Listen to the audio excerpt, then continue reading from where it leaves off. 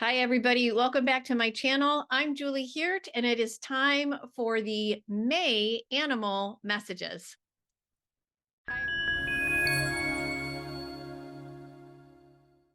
Hi, everybody. I'm so glad to see you back here. My name is Julie Hirt. I am a certified soul level animal communicator and certified soul level intuitive coach.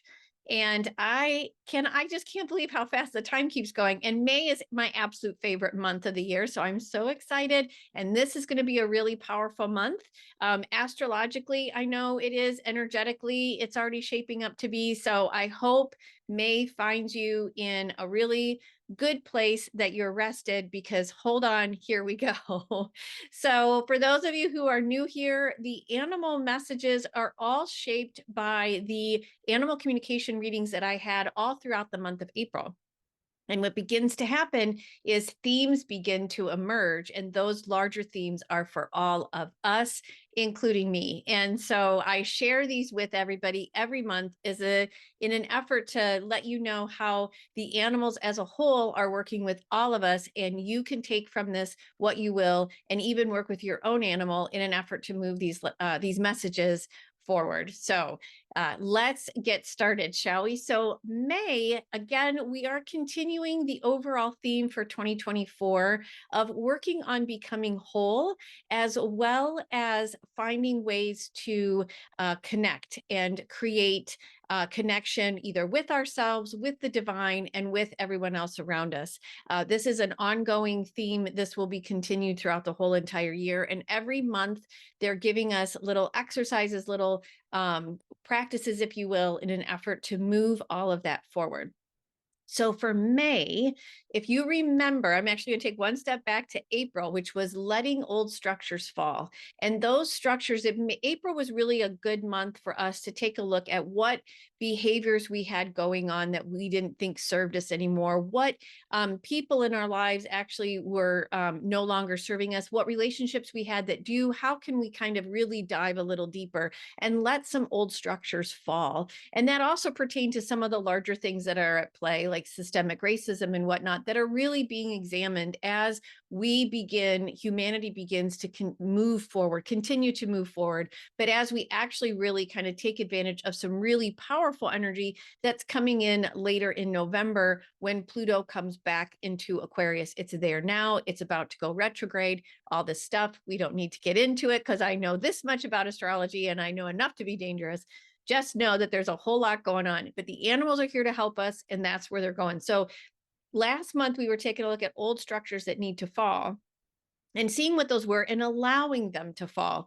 This month, the animals' message is letting things go and doing instead what is best for you. So in other words, putting yourself forward. And I say again, because this has come up before in 2023. It's just amplified here in May for us to let go. So those structures that we were working on in April, continuing that letting go process, things that are no longer serving us, the people that are no longer helping us, the disconnections that don't serve us, and how can we connect and reconnect to the divine, to our animals, to ourselves, all of that type of thing. And how can we put ourselves first? And this is really hard for us to really kind of step into. We live here in the United States in Western culture. We live in a climate where putting yourself first, particularly for us women, isn't necessarily favored. It's not taught. It's not necessarily honored. And we are being called to put ourselves first, because we need to make sure that we are grounded. We need to make sure that we have room to breathe. And we need to make sure that the things that we need are being expressed and honored. And all of that, even though it may feel selfish, but of course it is about the self. And this is where we're trying to focus. So it may feel selfish, and yet if we don't do this, we will not have the capacity, we will not have the energy, we will not have the full tank to be able to move through the things that are coming down the line where we're really being called to rise and change some things, particularly with ourselves. So again, the big animal message for this month is let go. And what is it that is best for you? And put that forward. Do what is best for you. A couple of areas in which to practice this and think about this is, again, in grounding. The animals are very keen on having us ground. Here in the United States where I am based, it is spring, the weather is warmer, we can get outside. So as much as you can to get your bare feet on Mother Earth, absolutely key right now. Also, standing your ground, even if you are in a situation and you feel like you need to placate someone else or placate the situation. For me in particular, I'm working on peacekeeping. It is a thing that a behavior that I've had in place for quite some time. Those of you who follow me on Substack, it's something that I'm writing about right now. Lucas was almost attacked a couple of weeks ago, and I realized that I actually apologized to the humans, to the dog's human, instead of allowing the apology to come back to us, which it never came.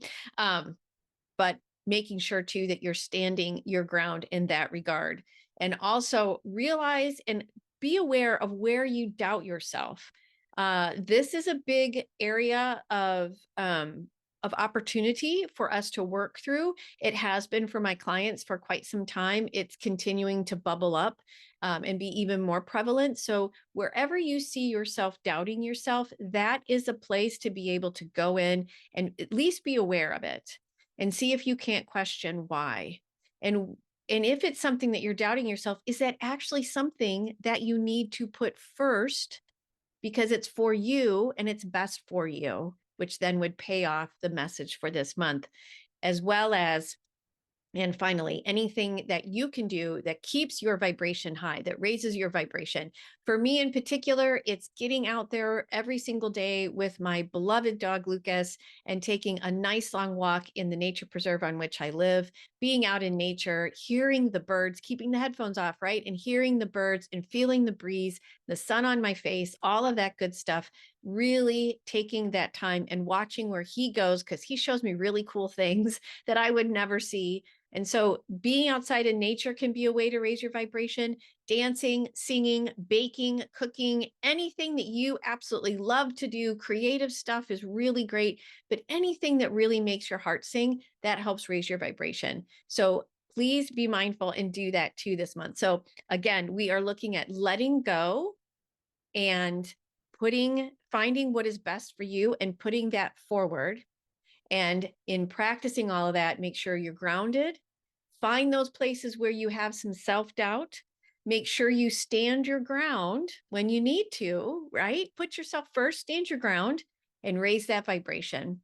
And I hope these animal messages really help move you through the month of May. I hope you have a wonderful month. Again, it's my favorite month, so I'm really excited. And I look forward to seeing you again here next month when we do June already. And also, Carrie Kenny will be joining me here shortly so that we can give you movement practice for the month as well to help with these animal messages. If you have any questions, please leave a comment in the notes below, and I will see you next month. Take really good care of yourself. Enjoy May. We'll see you soon.